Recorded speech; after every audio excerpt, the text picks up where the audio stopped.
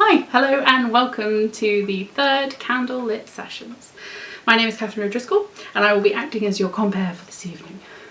This is the third show for Candlelit Sessions that we have done out of four as part of PBH's Free Fringe. If you enjoy it, you can catch the previous two episodes on our YouTube channel at Candlelit Poets. You're probably already here. Or you can stick around same time, same place next week for our final episode. So sad. Before we get started, I'm just going to explain how tonight works. And don't mind me, I'm definitely not looking at my notes. Firstly, before each poet shares their poem, a content warning will appear on the screen. This is to help you keep control over the safety of your own space. If you see a content warning for a poem that you think might be a trigger for you, you can mute it until the end, when another end card will come up, or you can skip about 3 minutes if you are watching after the live. Secondly, the end cards contain information related to the poem. They can be anything from guides to grounding yourself during a panic attack, helplines, charity information, things like that. These were all selected by me or the poets themselves, and we have no official affiliation with any of them, just so you know. Next, I wanted to let you know that if a link does come up on the screen, such as in those end cards or the social media for the poets so that you can follow them and see more of their work, we will paste them in the chat. So you don't need to pause for link information. We'll make it easy for you to get it, and you can also rewind the show after the premiere has ended if you want to. Speaking of the live premiere, hi! Hi! I'm kidding, there's a delay. But I and some of the poets featured tonight will be hanging out in the chat tonight, so if you want to talk to us. When sharing content in a digital space, comments work the same way that room engagement does. It replaces ums and clicks and applause and cheering, all those things that poets live on. So if you are liking a poem, please let the poet know through that medium of text. Lastly, we are part of PBH's Free Fringe. The PBH Free Fringe is an organisation that helps artists put on shows at the Edinburgh Festival Fringe. That's a bit of a mouthful. Every year. I have been involved multiple times before and just love them. Basically, they give you a venue and the equipment you need to make your show happen, and in return you join a community of artists and help promote each other. You flyer with the Wee Blue book, which has all of the free programs in it, and we all just kind of help each other out, and then the audiences get access to a show for free. So hello, welcome, that's what this is. This year, some shows are in Edinburgh and some are virtual, like this one. You can find more shows, including spoken word, comedy, music, puppetry, anything you can imagine, in the Wee Blue book guide. There is also an app this year, so search for PBH's Free Fringe to get that. As a Free Fringe show, you may have noticed that you can access this show for free. Nice! But we are accepting donations, which will be split between all the performing poets tonight. In case you'd like to show your appreciation in this manner, the information is paypal.me/candlelitpoets or ko-fi.com/candlelit, both of which I'm sure I myself am posting in the chat at this very moment. This is completely optional and no one should feel pressured to donate anything that they can't afford. But if you like the show and that's something you want to do, we more than welcome it. Poets can live on just attention, but we prefer not to. We'll remind you about this at the end. No one likes going first in spoken word shows, so I'm going to do it. So here is a poem from Catherine O'Driscoll, a poet I know very well.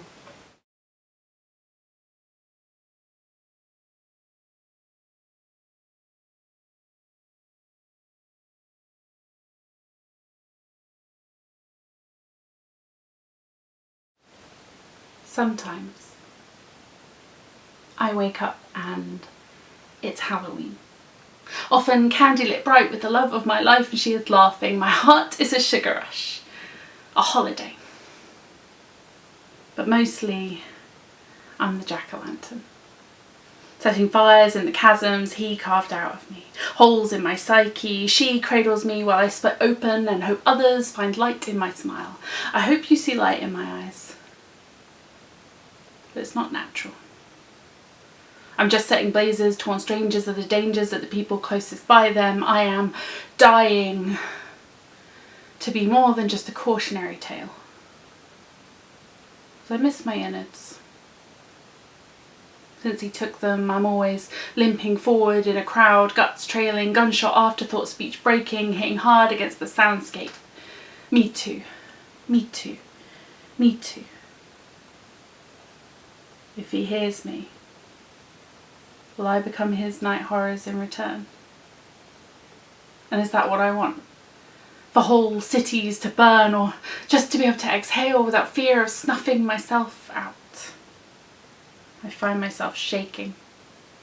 And sometimes I think the sky must be a lover of mine because of the way it presses down on me until I cannot breathe. And sometimes I cry when she touches me. Like an electrical glitch. Misfiring neurons, high-wiring feelings that slip, tumble, smash in confusion. Walking silver linings as thin as long-lost engagement rings. Slipping fast self-defences like a silver tongue. Call me his corpse and kiss me. No. No. Not his anymore. Just hold me. She is home. He is just a ghost. But sometimes her lips taste like he's haunting me. Sometimes she kisses like an ink stamp embossed with the reverse of the words, I love you, and I have to remind her that I didn't learn to read that way. So quickly the intentions of the alphabet unravel between her tongue and my skin, becoming ink smudged beyond recognition. The same letters form every word, he said, she says. The same letters can be used for lying, for hurting, loving, raping, for begging, I'm sorry, I'm crying again. Sometimes I'm crazy. She tells me she loves me. And I ache for a lack of fluency. She kisses me and I hate that I can't speak the same tongue as her loving. I cry at my inability to understand words said in two different languages of intent. It all sounds the same to me. Vocabulary just seems like weaponry to harm me, and sometimes I think I love you sounds so much like don't hurt me. She says, you can talk to me. I'm sorry. Sometimes I can only remember how to speak the way he taught me. Mouth open, head back, face wet, eyes shut, praying and crying again.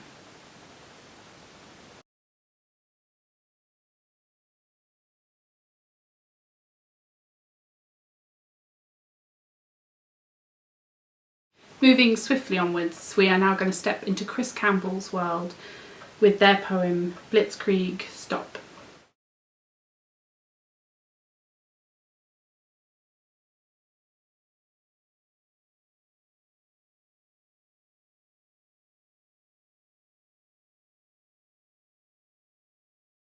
Back when I was newly 13, on the run with my family from Colorado repo men, stranded at Meemaw's house, stuck in the middle of the interminable Arizona heat. I spied my mom solo swaying to a silent, gentle ballerina beat, eyes dead, arms limp, body full of metronome, back and forth and back and forth, and it wasn't the strangest thing that state had shown me, or the most worrying state I'd seen my mother in. Heck, if Meemaw had air conditioning, I wouldn't have been so thoroughly thirsty for the orange juice in the fridge, and I'd have probably just left her there until she came to all on her own. But my throat was a desert crevice, concealing dry caverns and brittle bones. So I shimmied past her, only to fall victim to a soft stutter in her rhythm as she skipped a beat, just a tiny bump to me, but one which lit a fire inside her that I wasn't ready for. What's wrong with you? Why would you hit me like that? Don't you dare hit me, boy. I'll show you what it's like to beat a woman. Suddenly, every muscle was a 6-second clip of the craziest drum and bass song. just as the beat dropped, just as the beat dropped, just as the beat dropped, over and over and over again on an endless loop. Her fists flying into her face and her legs and her body, blaming me for every blow, begging me to stop. But the chorus brought clarity. She suddenly saw she was in a mosh pit. Her life's purpose, to mosh everything in this room straight to hell, regardless of whether that was an oven or a wall or a fridge. I don't know if you've ever seen a 150-pound woman, barely 5'6", methed off her head, attack a kitchen and win. But that is exactly what she did. Feral and ferocious as the mother of the world's last litter of tiger cubs left on a planet Earth populated only by bastards intent on killing tigers for fun. To me, it was the most frightening thing I'd ever encountered.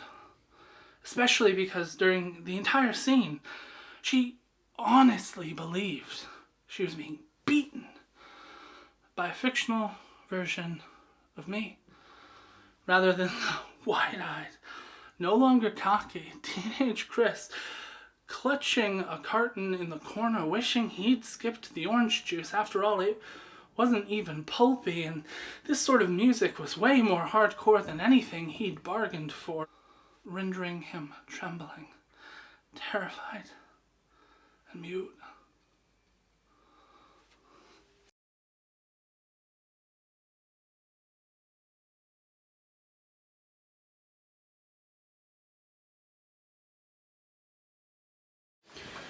A harrowing poem about the complexities of a villain narrative and like who is a villain in your story. I believe that is part of a larger collection that Chris is writing about that, so I for one can't wait to read it. Our next poet is Scarlett Ward with her poem Fox Skull.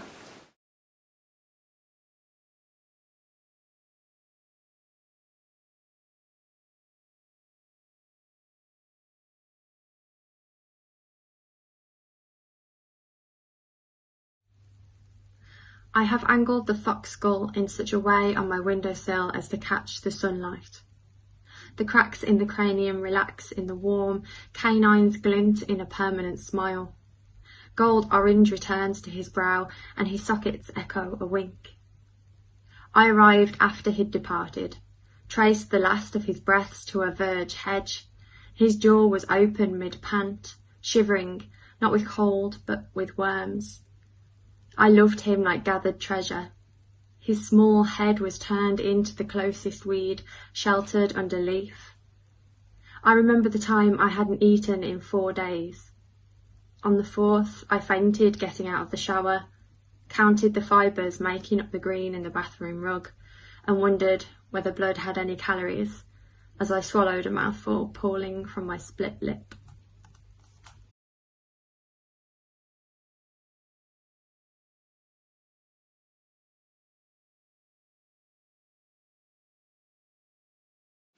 It's a beautiful little vignette of life that really captures the way that mental health issues are so pervasive in the way that we live and just everyday situations. We now go to Kathy Carson with her poem Wake Up Call.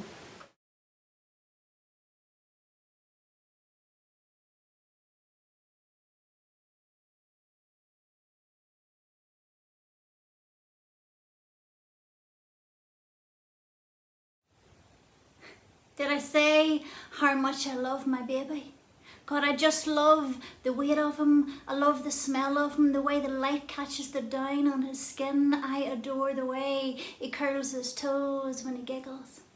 My favourite time of day is bath time, when the soft give in the flesh just feels like bread dough beneath my fingers and his long lashes sit plump with water against his cheeks.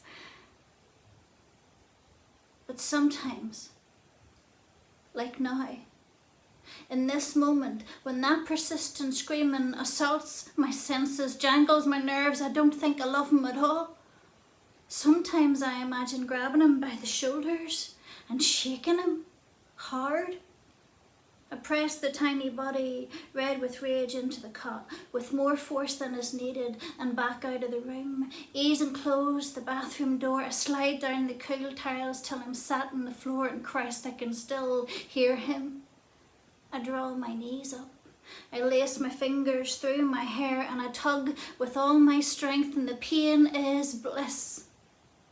It's just good to feel something other than resentment. Something other than failure. I let the tears fall fast, my own gulping sobs drowning out his screaming. My body is aching from lack of sleep, and there's this constant nausea that gnaws at my gut. I'm not meant to be a mother. You see, I know that now. Christ, I know it in every inch of my skin. There is silence. Has he actually stopped? Relief floods me as the promise of sleep beckons, and as I pass the cot I check him. But something's wrong. Something is really wrong. His legs are rigid, fists clenched, and he isn't making a sound. Eyes wide, cheeks flushed, and he is trembling. He doesn't even see me. I reach out to touch him and his skin is blazing. And I start to pray. I can't remember the last time I prayed, but right now I'd make a deal with the devil if he was standing in front of me, and I think God answers, because even though my blood is puddling in my feet and my skin feels like it's shrinking, I manage to pick my phone up and call for help. And somehow, from a call centre somewhere, this lady called Janice takes control of my hands. I find myself removing his clothing and his nappy and placing him on his side, and she asks me how long he's been like this. And I'm sick with shame because I don't know the answer. But she tells me, time it from now, help is on its way. And at 56 seconds, it stops. Tiny fists unfurl into stars, and legs that were rigid begin to wriggle and kick, and he screams. And it's the most precious sound.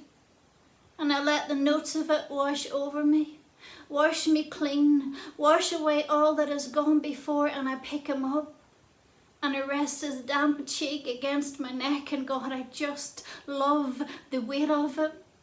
I love the smell of him. I breathe him in. He is mine. I am meant to be his mother.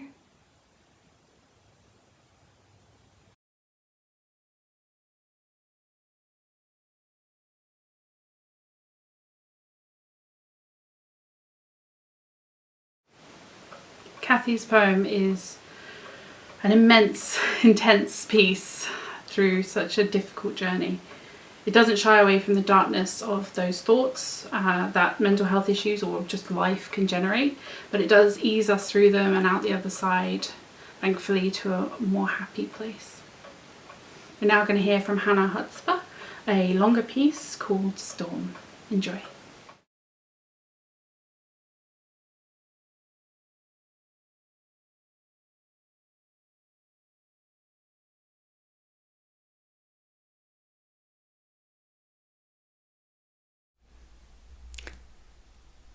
Hello, I am Hannah Hotspur, and for Candlelit Sessions I'm going to do a poem called Storm, which I wrote before I remembered that Tim Minchin did a poem called Storm. What are you going to do? It goes like this. 1. In the eye of the storm it is calm.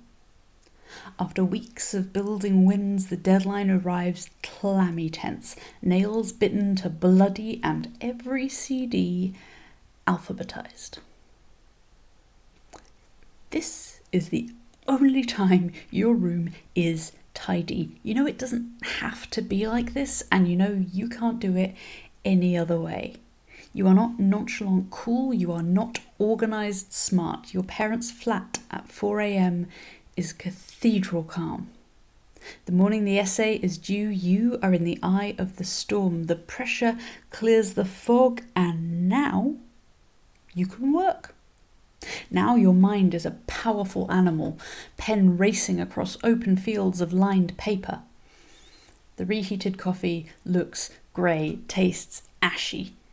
You do your A-levels on caffeine, adrenaline and self-hate. Hand in essays, double vision, dizzy. You pass. The storm passes, leaves your body trashed, your room pristine. You could have done better. 2. You are unanchored here. You are in deep, open water. Every fresher is, but no one else feels the danger. These waters are choppy. No structure, no check-ins. No one would notice if you just drifted away. You feel seasick on it. No one else seems to. You are not sure you are seaworthy. You are failing at normal. You drink rum with breakfast and feel scared of every book you haven't read yet. The university library is a treasure chest of beautiful spines and ragged paper edges. The university library is too big to start. You barely visit it. You are failing at smart. You thought your family were the reason that you didn't fit in, but now that they are miles away, you keep explaining your family to others to explain yourself. You are far from their oddness, and yet you are still odd. 3. Your room always looks like an aftermath. You keep double booking yourself, keep falling off of exercise plans. You can never leave the house on time. You never practiced violin. Your list of failures is long and dates back to primary school. You keep adding to it. Faded sugar paper, sheet music, unfinished novels, stapled forms from disciplinary procedures and performance reviews. You are good at mending things because you have had to learn how. Sellotape, stitches, superglue, spin, embellish, reframe, repair.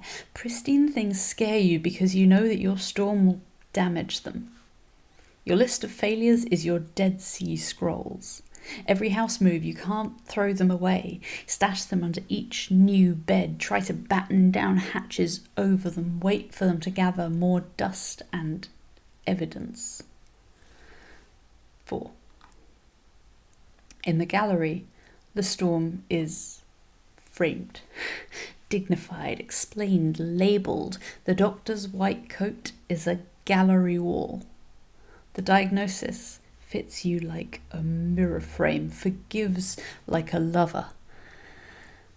In his script pad, he writes your cliff notes for pharmacists and gallery visitors. Latinate, abbreviate, titrate the dose. We can explain the weather patterns. Your storm has a name. ADHD fits like a glove, forgives like a best friend's hug. Your doctor's note is crisp and white and weighs the same as your Dead Sea Scrolls. You look up the label, track weather patterns online. 5. Harnessed right, the storm in your chest is a generator, tapping from your mind to your toes, a perpetual motion machine. Tesla would be proud. You think Tesla had it too. You have not harnessed it yet. Your storm is a wild horse you are trying to befriend. It spooks easily. Will not come into the barn yet, but it will now take apples from your palm. You watch the power in its gallop and hope you will learn to ride it some day. Iron horseshoes on cobblestones, striking sparks and lightning. And that is Storm. I should probably say that me and Catherine did have some discussion about whether or not to include that poem in candlelight sessions, because obviously ADHD is not a mental health condition, it is neurodivergence. My brain is different and special, but it is not the same, but they are very closely linked and very closely adjacent. In the UK, if you get diagnosed and treated for ADHD, that will come via the mental health NHS services. And the condition itself is kind of liminal.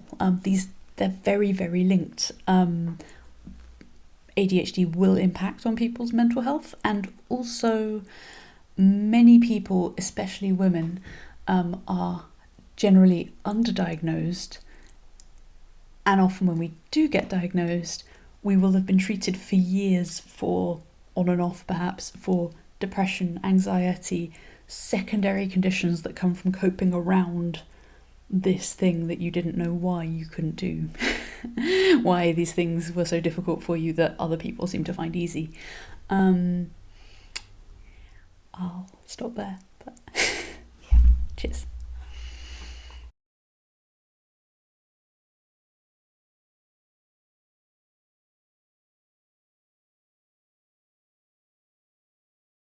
A heartfelt poem from Hannah there. We decided that we wanted to talk about the intersection of neurodivergence and the trauma that comes from growing up in an environment of assumed neurotypicality. I want to thank Hannah for sharing that, because whilst neurodivergence isn't in itself a mental health issue and is not inherently a bad thing, it has huge links to mental health conditions that come from other people's perceptions of who you should be versus that reality inside your own mind. And commonly, particularly women, spend years receiving incorrect treatment for depression and anxiety, which are caused by the ADHD. So we felt like there was a link strong enough to include it today. Following that, we're going over to Alice Gretton for the story of Danny the Spaceman.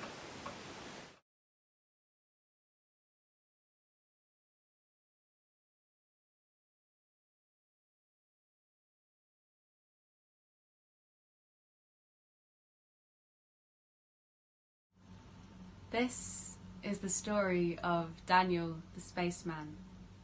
There were glass walls stabilizing universes. Danny was the hammer, shattering the space between what can be and what will never happen. Danny was a traveller, sliding between future me's and pastime yous to calibrate untrodden ultimatums. Danny has a delirium, whisper self-taught teachers that don't get his continuum in parent meetings. But Danny is elsewhere. When I care for the Monday, Danny is an alien, with 5 legs treading on pink grass that tastes like sherbet. Danny has a fly-sized horse called Howard that skims his room as I dance through the cranium and onward. Danny... When the bottle breaks knuckles in the kitchen, the stars are where Danny's mind lives. The light flickers light years, flutters on his eyelids. He's a kid, but there's a sparkle in space that has vacated retinas when blankets are barricade defences. This is the story of Daniel the Spaceman. Not a space boy, no. Dan is a man when he learnt that man can be mean. Dan paid for the beans on his son's plate. Dan has a crate of the kids' toys meant for little boys that his wife has grown to hate, but Dan hides in the attic. Looks the blink black breathing of the places he can fabricate. Dan hops on the nearest galaxy, running rocks in his fingers that linger and circle currency. Dan launches into an alternate reality where that tongue-tied 12-year-old never told that girl he was in love. But by now the attic is broken down and she's there with his rocket in pieces. This is the story of Daniel the Spaceman when the stars are so much brighter than the future he's to span.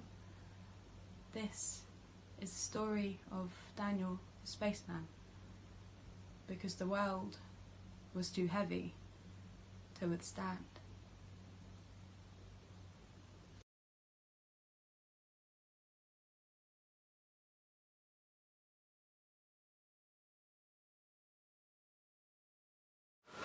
Oh, Alice. So captivating. I am not even sure what to say. Just an exquisite storyteller poet who really captures you and holds you close. Now we're going back to a poet I know very well, a local poet who won this year's Bristol's Lyra Slam, Holly Moberly. Holly is going to share their poem Florence Welch Taught Me How to Run.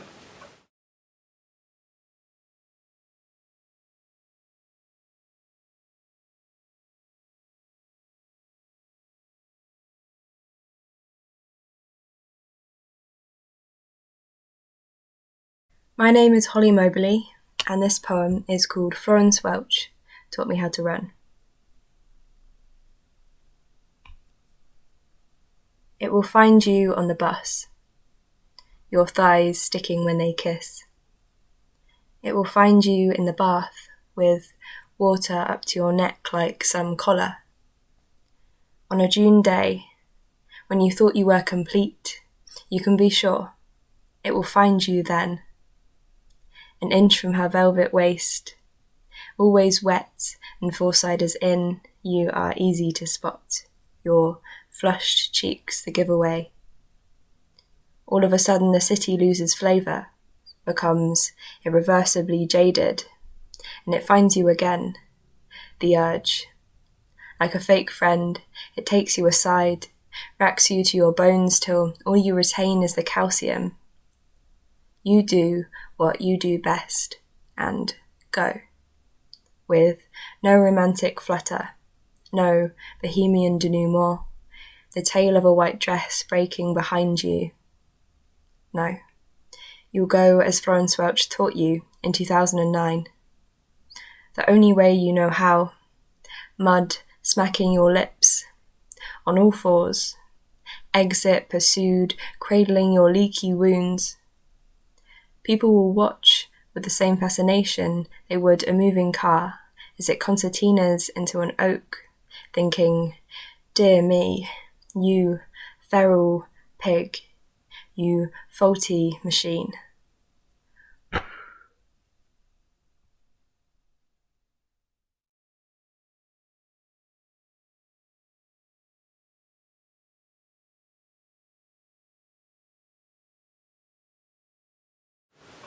I have to believe that I'm not the only person who thinks of their depression as like an opportunistic predator, and for me that's the vibe I get from that poem. So powerful. Let's change the pace a little and slip into the audience for Man Down, performed by Woodsy.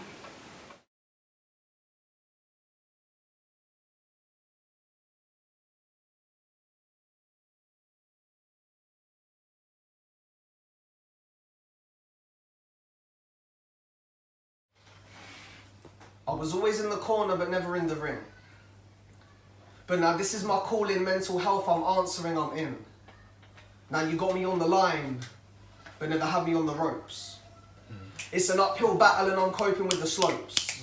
Taking more steps, making progress, I'm focused, I'm training all the time from being so stressed, emotions just playing on my mind. I don't think that I'm depressed, but I know that I'm not happy. Just because I'm smiling on the outside doesn't mean inside that I'm not angry. Because I am, and I do feel down. Sometimes I just want to scream and say it out loud. But you know what it's like? That's not allowed. You're a man, be proud. They'll be telling you man up. Until they're screaming man down. Saying why didn't he speak up? Because you put the man down. Man down, man down, man down. Suicide is on the rise and they're surprised by the figures. Well, numbers don't lie like the smiles in your pictures. You've been soul searching till you're itching all the blisters. Put a filter on your feelings, see them leaving in the distance. Man down, man down, man down. Have you ever been down in the depths of a dark place? Where the silence is so loud you can hear your heart race. It's like you're in a car chase but the lights are on red. You partake in heartache texts sent left on red. Gone from missed out to missed calls to missing to I missed them. You can't put a filter on your feelings, hear them screaming in the distance. Man down, man down, man down. Now I'm trying, I'm training, I'm taking my time and I'm testing my brain and my body. I'm aiming for heights from the lows and I'm focused on goals, on my growth. So let's go and we'll grow and we'll learn and we'll turn it around. Hear the sound of a smile in my voice when I'm speaking. For a while I was down but never out, and now I'm proud of how I'm feeling. And now I'm breathing. This is more than boxing. This is more than sport. This is the fight against our mental health, and this is fighting talk. It's not always about the KO, it's about being okay. Sometimes you have to say no, we know it's gonna be okay. Speak to your friends. Trust me, it helps. It's not a bad thing to talk about how you felt. Fighting mental health, let's take our first steps. It's not about how many times you knock a man down. but all the times he gets up and prepares for what's next. Thank you.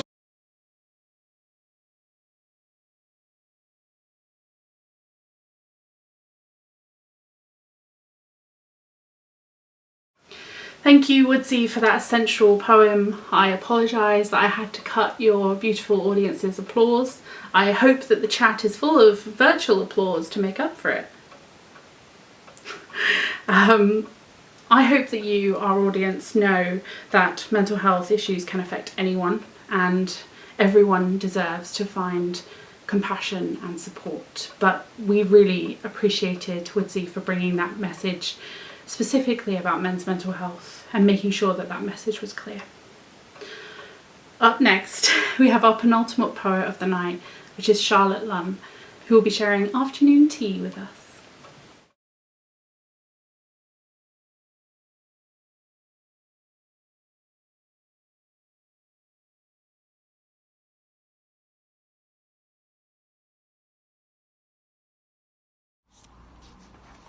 I'm going to read a poem from my debut collection, Metamorphosis. It's called Afternoon Tea by Charlotte Lunn. Too refined for conversations like I'm not eating lately, for anorexia to be synonymous with anxiety. You don't notice the things we don't talk about, yet you're screaming in the street and you're making yourself sick. I mean, honestly, who wants to make themselves sick? Loss of appetite does not confirm your diagnosis. Symptoms of anxiety, loss of appetite, overeating, bloating, IBS, stomach ulcers. Raising children not to feel is the reason we're here in your car. I tell you that I'm depressed and you say, well, I already knew that.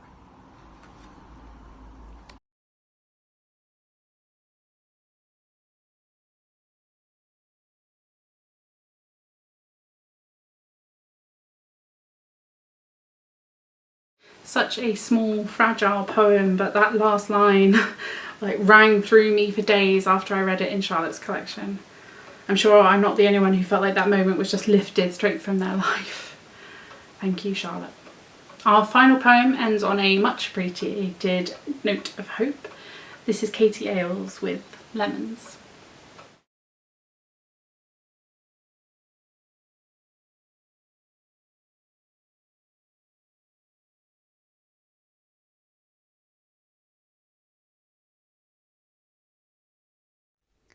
On the nights you are lonely enough to hold your own hand, clutch your knuckles tight.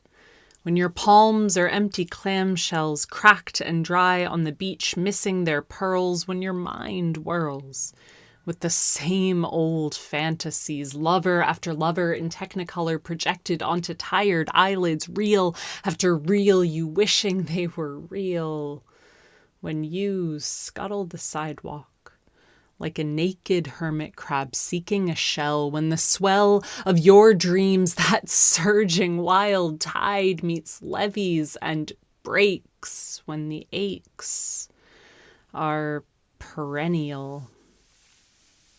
On the nights your heart is a bitter lemon you have squeezed nearly dry, when you have to play marionette with your own bones to get them moving, when your shoulders creak like the hinges to doors you cannot open anymore, when you are barricaded on the wrong side. Know this. Know that candles need matches to ignite. That stars are not bright without open eyes to see them. Know that white is not the absence of all color, but the sum, in that the blank page holds all the letters you have yet to write.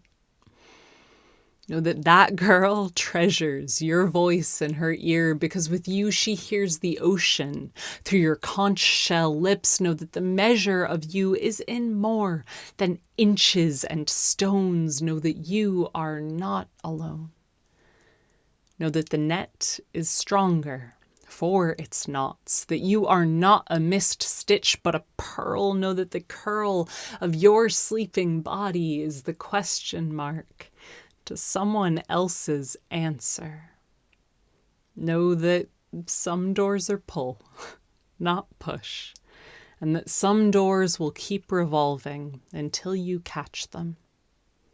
Know that love is not a race, not a finish line, not a cold gold medal, not something to bite into just to see if it is real. Know that your heart is there to beat, not to be beaten.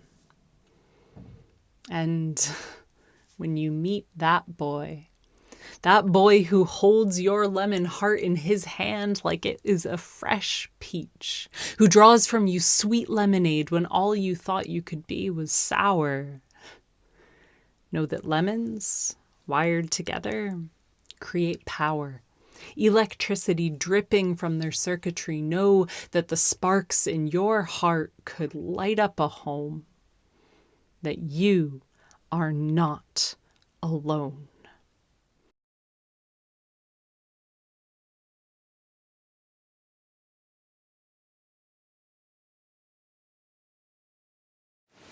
Thank you for reminding us that we aren't alone, Katie. It's important to keep reaching out when you can, whether you suffer from mental health issues or not. And with that, that comes to the end of our show. Sad, at least until next week. Thank you for sharing the space with us, and we hope that you enjoyed it. You can follow us on social media. We are at Candlelit Poets everywhere, all one word. You can also follow PBH's Free Fringe on Twitter and Instagram at The Free Fringe, all one word. And on Facebook, they are at free.fringe. So you can follow them. And they also have a donation option on their website, which is freefringe.org.uk/donate. And if you want to donate to the poets you've seen here tonight, that information again is paypal.me/candlelit-poets or ko-fi.com/candlelit. I want to say a huge thank you to all of the poets who were involved tonight.